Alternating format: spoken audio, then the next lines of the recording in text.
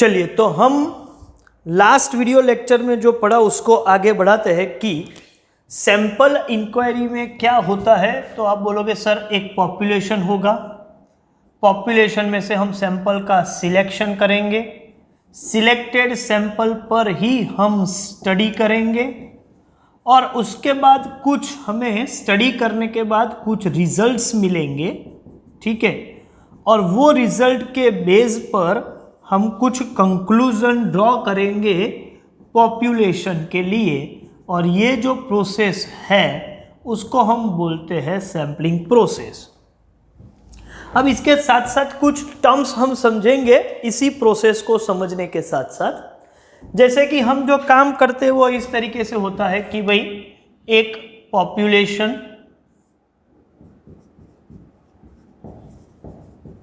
फिर ये पॉपुलेशन में से हम सिलेक्ट करेंगे सैंपल को। तो ये प्रोसीजर हुआ पॉपुलेशन में से सैंपल का सिलेक्शन। फिर सैंपल का जब हम स्टडी करेंगे तो सैंपल के कुछ रिजल्ट्स मिलेंगे। जैसे मैं सिंपली समझाऊं कि सपोज मेरा टारगेट ये है कि बड़ौदा रीजन में जितने स्टूडेंट्स ने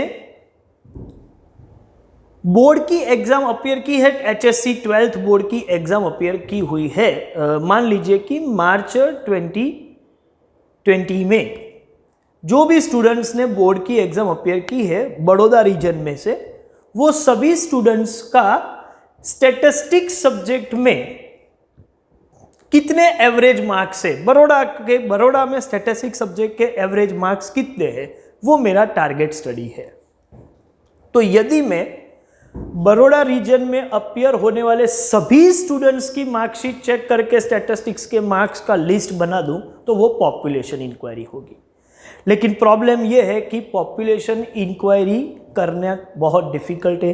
इतने सारे स्टूडेंट, मोर देन 15-20,000 स्टूडेंट्स का डिटेल्स इकट्ठा करना और फिर कुछ रिजल्ट निकालना सपोज मुझे डिफ़िकल्ट लग रहा है, तो मैं ये करता हूँ कि बड़ौदा में जितने भी बोर्ड एग्ज़ाम के सेंटर्स है वो हर सेंटर में से, सपोज 10-15 सेंटर है तो हर सेंटर में से मैं 50-50 या 100 स्टूडेंट्स का सैंपल लेके मैंने एक सैंपल बना दिया और मैं स्टडी सिर्फ सैंपल का, तो वही स्टूडेंट्स का मार्कशीट लेके उन्हीं के स्टैटिस्टिक्स के मार्क्स निकालूंगा और फिर उनका एवरेज निकालूंगा। इसका मतलब पॉपुलेशन में से मैंने सैंपल लिया, फिर सैंपल का स्टडी करने के बाद सैंपल के रिजल्ट्स मिलते हैं। जैसे कि सैंपल का मीन, मुझे पता चला कि सैंपल का मीन x बार मैंने चेक किया सैंपल में से, तो मार्क्स आ रहे सपोज 49, तो 49.32 सपोज एवरेज है। तो इसका ये मतलब है कि सैंपल जो लिया है उसका मीन, सैंपल का मीन 49.32 है। ये पूरे पॉपुलेशन का मीन नहीं है, लेकिन मैंने जो सैंपल लिया है उसका मीन है, मतलब सैंपल के रिजल्ट्स है। या कोई भी स्टैटिस्टिकल मेजर, मीन के बजाय सपोज मुझे किसी का वेरिएंस या स्टैंडर्ड डेविएशन मेरा स्टडी हो तो सैंपल का स्टैंडर्ड डेविएशन मिलेगा।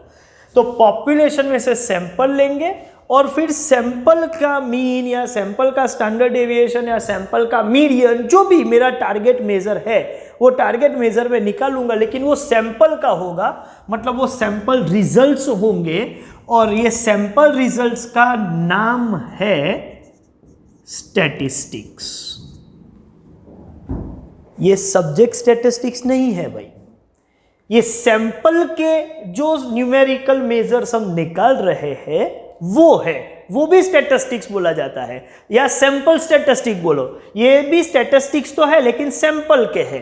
तो सैंपल स्टैटिस्टिक्स का मतलब अब फिर से समझ लो, any statistical measure, mean, median, mode, standard deviation, whatever it is, any statistical measure based on sample results are statistics. ये सब्जेक्ट स्टैटिस्टिक जो है उससे आप मिक्स मत कीजिएगा, ये एक अलग नाम है स्टैटिस्टिक और इसका नोटेशन है टी। चलिए मेरा प्रोसीजर में आगे बढ़ाता हूं। एक बार सैंपल रिजल्ट आ गया, ये रहा, मतलब सैंपल स्टैटिस्टिक्स मैंने निकाल दिया। अब ये सैंपल स्टैटिस्टिक के बेस पर मुझे तो जजमेंट लेना है पॉपुलेशन का स्टैटिस्टिक्स क्या होगा, मतलब पॉपुलेशन का मेजर क्या होगा वो मुझे निकालना है। दैट मीन्स सैंपल का मीन 49.32 है, तो पॉपुलेशन का मीन क्या होगा, क्योंकि मुझे तो फाइनल आउटपुट या फाइनल इंक्वायरी करके जो रिजल्ट देने हैं या जो जजमेंट लेना है वो पॉपुलेशन का लेना है। तो सैंपल रिजल्ट पर से पॉपुलेशन का जो रिजल्ट है वो क्या होगा उसका मुझे एस्टिमेशन करना पड़ेगा। और ये प्रोसेस आपको पता है, इसको मैं इन्फरेंस बोलता हूं। तो इन्फरेंस में दो चीजें होंगी, एक तो ये होगी कि सैंपल का जो रिजल्ट है उसके हिसाब से पॉपुलेशन का रिजल्ट क्या होगा उसका मुझे एस्टिमेशन करना पड़ेगा। और ये जो एस्टिमेट मैं करूंगा किसका, पॉपुलेशन के स्टैटिस्टिकल मेजर का, वो जो है उसका टेक्निकल नाम है पैरामीटर्स। पैरामीटर्स किसके होते हैं भाई, पॉपुलेशन के होते हैं। तो इसका ये मतलब है कि मैं पॉपुलेशन पर से सैंपल निकालूंगा और सैंपल पर से सैंपल का रिजल्ट मतलब सैंपल स्टैटिस्टिक, और सैंपल स्टैटिस्टिक पर से पॉपुलेशन का मेजर क्या होगा। सपोज मैं ऐसा बोलूं कि पॉपुलेशन का जो मीन होगा, ठीक है, वो मैं मान के चलता हूं कि 50 एवरेज है। अच्छा, मैंने ये 50 जो निकाला ये 49.32 मेरा कैलकुलेटेड वर्जन है, इसके हिसाब से मैंने एस्टिमेट किया कि पूरे पॉपुलेशन का एवरेज। अच्छा, मैं 50 ऐसा क्यों किया वो बात छोड़ दो, सिर्फ मैंने ऐसा जजमेंट लिया, ऐसा मान लो कि ये 50 है, तो ये जो 50 मैंने एज्यूम किया है या एस्टिमेट किया है उसको मैं बोलूंगा पैरामीटर, और जिसका नोटेशन है थीटा। तो पॉपुलेशन का जो मेजर है उसको पैरामीटर बोलेंगे और सैंपल का जो मेजर है उसको स्टैटिस्टिक्स बोलेंगे। तो फिर से समझ लो, any statistical measure based on sample details is statistics. Any statistical measure of population are parameter. In sampling process statistics are calculated while parameters are estimated। तो मुझे एक तो एस्टिमेशन काम करना है, किसका भाई, एस्टिमेशन ऑफ पैरामीटर, और फिर वो एस्टिमेशन की वैलिडिटी कितनी है, क्योंकि मैंने तो कुछ भी एस्टिमेट कर दिया है लेकिन ये वैलिड है कि नहीं, तो वैलिडिटी का टेस्टिंग करना है। ये दो काम हम करते हैं इन्फरेंस में, एक तो पैरामीटर का एस्टिमेशन करते हैं और उसके बाद वो एस्टिमेशन की वैलिडिटी का टेस्टिंग करते कि भी वो एस्टिमेशन कितने वैलिड है, तो टेस्ट के रिजल्ट भी हम निकालते हैं। ये जो प्रोसेस है उसको इन्फरेंस बोलते हैं, वो बात अलग है, लेकिन ये हमें पता होना चाहिए कि पॉपुलेशन क्या है। ये चार टर्म हमने सीखी। What is population? Population means totality of all the units contain in subject matter of inquiry is population. Sample is a sub part of population selected for the purpose of study. Statistic means any statistical measure based on sample is statistic. Any statistical measure based on population is parameters. In sampling process, generally statistics are calculated and parameters are estimated. तो इसके साथ साथ एक दो और term में बता दूं, तो एक है पॉपुलेशन का साइज, जिसको मैं बोलूंगा कैपिटल N, और सैंपल का साइज को हम बोलेंगे small n. What is population size? The number of units contained in population is population size. Suppose Baroda के रीजन में टोटल 15,000 स्टूडेंट्स ने एग्जाम अपियर की है, तो 15,000 जो है वो मेरा पॉपुलेशन का साइज हो गया, कैपिटल N is 15,000। लेकिन मैंने हर सेंटर में से 10-10, 15-15 या 50-50 या 100 यूनिट्स के सैंपल लिए और ऐसे 10 सेंटर है, तो मैंने 10 सेंटर के हिसाब से मान लीजिए कि मैंने 1000 यूनिट्स मैंने सैंपल के तौर पे सिलेक्ट किए, तो सैंपल का साइज 1000 और पॉपुलेशन का साइज 15,000 ऐसा माना जाएगा। साइज मतलब क्या? Number of units contain in sample is sample size, number of units contain in population is population size. तो पॉपुलेशन क्या है, पॉपुलेशन साइज क्या है, सैंपल क्या है, सैंपल साइज क्या है, स्टैटिस्टिक्स क्या है और पैरामीटर्स क्या है, ये हमने डिस्कस कर लिया। और ये काम हम कर रहे हैं, पूरा प्रोसेस है, ये जो पूरा काम है, ठीक है, उसको हम बोलते हैं इंडक्टिव स्टैटिस्टिक्स। क्लियर? चलिए, तो अब आगे बढ़ते हैं, डिस्कशन को आगे ले जाते हैं। तो चलिए अब हमारा काम क्या है, तो सर हमारा काम है एक तो पॉपुलेशन में से सैंपल का सिलेक्शन करना है, सिलेक्शन।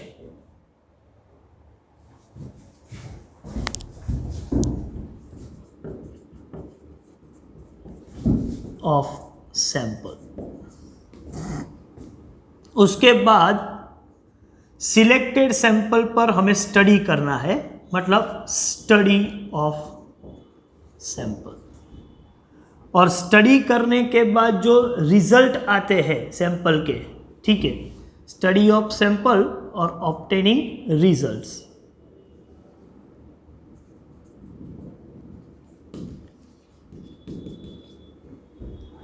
और ये रिजल्ट आ जाने के बाद जजिंग पॉपुलेशन, मतलब तीसरा काम है इन्फरेंस। तो ये पूरा प्रोसेस है। तो ये जो पूरा प्रोसेस है, ये प्रोसेस को हम टेक्निकल लैंग्वेज में सैंपलिंग या सैंपलिंग प्रोसीजर या सैंपलिंग प्रोसेस बोलते हैं। तो what is sampling process? Sampling process is the process starting from the selection of sample to drawing conclusion about population. This entire procedure is known as sampling or sampling process. मतलब sampling process कहाँ से शुरू होता है? Sample के selection से। और कहाँ पर एंड होता है? पॉपुलेशन के बारे में जजमेंट ड्रॉ करे या कंक्लूजन ड्रॉ करे, वहाँ तक जितने भी काम हम कर रहे हैं इन बिटवीन, वो पूरे प्रोसीजर को या पूरे प्रोसेस को हम सैम्पलिंग या सैम्पलिंग प्रोसेस बोलेंगे। तो एक और टर्म हमने समझ ली कि सैम्पलिंग क्या है या सैम्पलिंग प्रोसेस क्या है। अब हमारा काम क्या है सर? ये पूरा पढ़ना है? नहीं। वैसे देखा जाए तो ये जो सैंपलिंग प्रोसेस है उसको हमने 3 कैटेगरी में डिवाइड कर दिया। यहां पर मैंने लिखा हुआ है, देख लीजिए। तो पूरा सैंपलिंग प्रोसेस, अब ध्यान से समझिएगा, इस तरीके का है।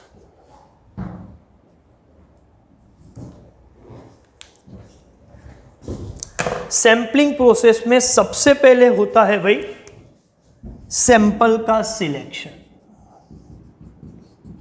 Selection of sample. ये काम सबसे पहले होगा। उसके बाद study of sample and obtaining sample results। तो पहले ये काम करेंगे, उसके बाद हम सैंपल का स्टडी करेंगे और सैंपल रिजल्ट निकालेंगे, और उसके बाद वो जो भी सैंपल रिजल्ट आए उसके ऊपर हम कंक्लूजन ड्रॉ करेंगे, drawing conclusion about population based on sample study, जो अभी हमने यहां पर कंप्लीट किया होगा। तो इस तरीके से हम मूव करेंगे, सैंपल का सिलेक्शन, फिर सैंपल का स्टडी और उसके बाद पॉपुलेशन के लिए कंक्लूजन ड्रॉ करेंगे।